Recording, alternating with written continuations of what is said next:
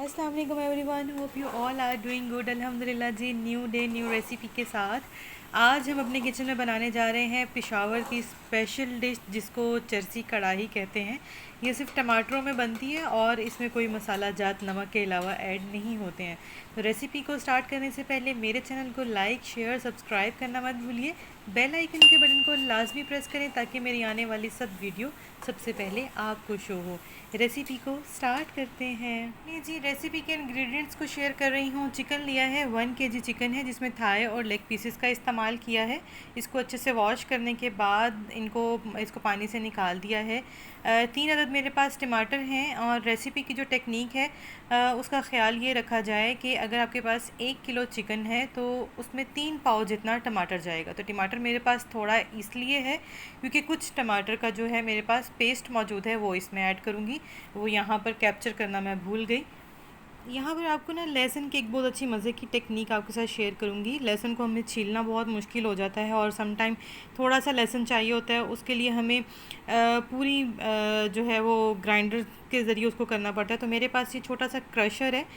लहसुन को जस्ट आपने उसके एंड पॉइंट से, उसकी जो डंडी होती है वहाँ से हल्का सा आपने उसको कट कर देना है, मतलब थोड़ा थोड़ा सा उसमें लहसुन की जो छिलके की वाली डंडियाँ होती हैं वो उतर जाएं। आप इसे यहाँ से मैश करेंगे, जब रगड़ेंगे इसको तो ये बिल्कुल पेस्ट की फॉर्म में यहाँ से आपको जो है लहसुन मिलेगा। तो मुझे तो ये बहुत अच्छा लगा है, यूज़फुल है मेरे लिए। अगर सेपरेटली सिर्फ थोड़ा सा ही लहसुन अदरक चाहिए हो तो उसके लिए ये चीज़ बहुत अच्छी है, बहुत आसानी रहती है इसमें। तो आप भी इस तरह से ट्राई कर सकते हैं।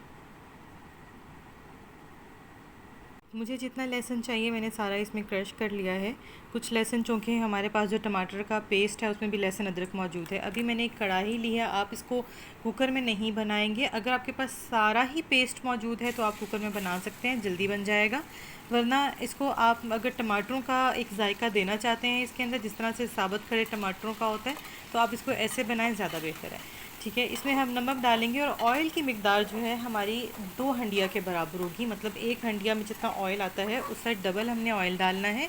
वो हम इसमें से सेपरेट कर सकते हैं किसी भी पॉइंट पर, चाहे पकाने के बाद करें या चाहे पकाने से पहले कर लीजिए। इसमें हमने इसको अच्छे से फ्राई करना है कि इसका कलर चेंज हो जाए। ठीक है, गोल्डन कलर में जब ये ट्रांसफ़र हो जाएगा तो हम इसमें अपने बाकी के इंग्रेडिएंट्स को भी ऐड करेंगे।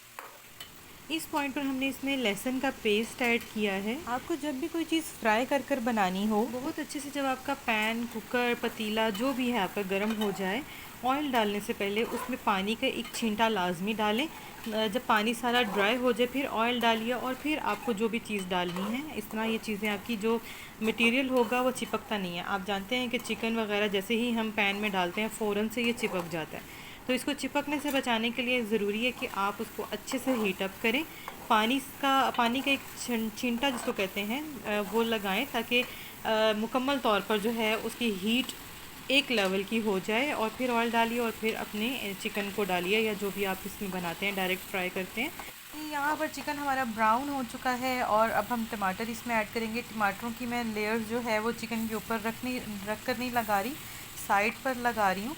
उसकी रीज़न यही है कि टमाटर जो हैं वो फ्रोज़न है और चिकन को ठंडा नहीं करना है। साइड पे इसलिए लगा रही हूँ ताकि वो ऑयल के साथ जो है पानी जो भी टमाटर से निकले वो गर्म हो जाए और चिकन को ठंडा पानी ना मिले। ठीक है, इसको हमने 15 मिनट के लिए ढक दिया है।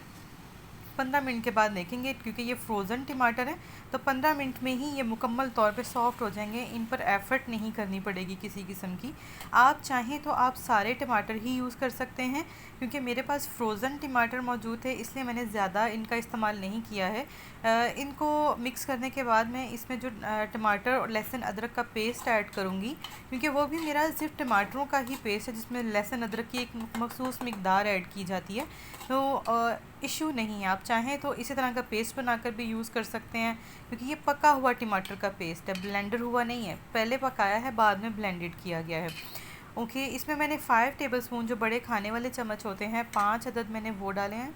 इससे मेरा जितनी मिकदार का टमाटर चाहिए थे 1 किलो में 3 पाव टमाटर चाहिए थे, मेरे 1 किलो में 3 पाव मुकम्मल हो गए हैं। ठीक है, अभी इनको हम अच्छे से भून लेंगे, फ्राई कर लेंगे ताकि जो अभी टमाटरों में पानी है वो भी ख़त्म हो जाए। आग बहुत हल्की नहीं रखनी है और बहुत तेज़ नहीं रखनी है, میڈیم ٹو لو فلیم پر آپ اس کو کوک کریں، کیونکہ مسالہ اس میں گریوی ہے، صرف ٹماٹر ہے، تو یہ ساتھ ساتھ لگ بھی جاتا ہے۔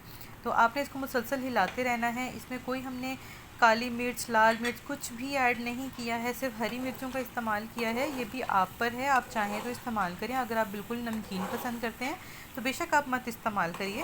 ہم کیونکہ تھوڑا سا اسپائسی کھانا چاہتے ہیں، اس وجہ سے میں نے اس میں 7 سے 8 مرچیں جو ہیں وہ کرش کر کر اس میں ایڈ کی ہیں۔ بہت تیز مرچیں نہیں ہیں، اس وجہ سے بہت لائٹ سا فلیور یہ دیں گی، ٹھیک ہے۔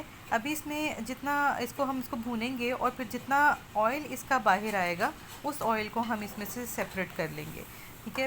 چکن ہمارا آلموسٹ ڈن ہے، لیکن اس کو تھوڑا سا اور سافٹ کرنا چاہتی ہوں تاکہ کھانے میں اس کا اور مزہ آئے۔ تو اس میں سے جتنا سیپریٹ ہم نے آئل کرنا ہے، بعض لوگ جو ہے اتنے آئل کے ساتھ ہی کھانا پسند کرتے ہیں، پشاور میں جو لوگ ہیں وہ آئلی چیزیں زیادہ پسند کرتے ہیں، لیکن کیونکہ ہم نے یہ آئل میں بنایا ہے، اصلی ڈش جو چرسی کڑاہی ہوتی ہے، دمبے کی جو لاٹ ہوتی ہے وہ اس میں بنتی ہے، تو اس کو وہ لوگ نہیں سیپریٹ کرتے، وہ ہر نوالے کے ساتھ اس لاٹ کا جو آئل ہوتا ہے وہ لازمی استعمال کرتے ہیں۔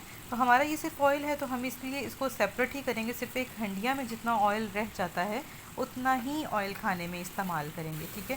ہم نے بڑے احتیاط سے آرام سے سارا آئل جو ہے اسے سیپریٹ کر لینا ہے۔ ہم نے جو ادرک کاٹا تھا، لمبائی میں کٹنگ کیا تھا، اس ادرک کو اس کے ساتھ ایڈ کریں گے اور اس کو بہت ہی ہلکے ہاتھ سے، اب اس کو ہلانا نہیں ہے، بس اس کو دم پر رکھ دیں تاکہ ادرک کا بھی جو فلیور ہے وہ کڑاہی میں آ جائے۔ اگر آپ کو میری یہ ریسپی پسند آئی ہے تو اسے ٹرائی کرنا مت بھولیے، اپنی فرینڈز اور فیملی میں شیئر کریے، میرے چینل کو سبسکرائب کریں، بیل آئیکن کے بٹن کو لازمی پریس کریں تاکہ میری آنے والی ہر ویڈیو سب سے پہلے آپ کو شو ہو۔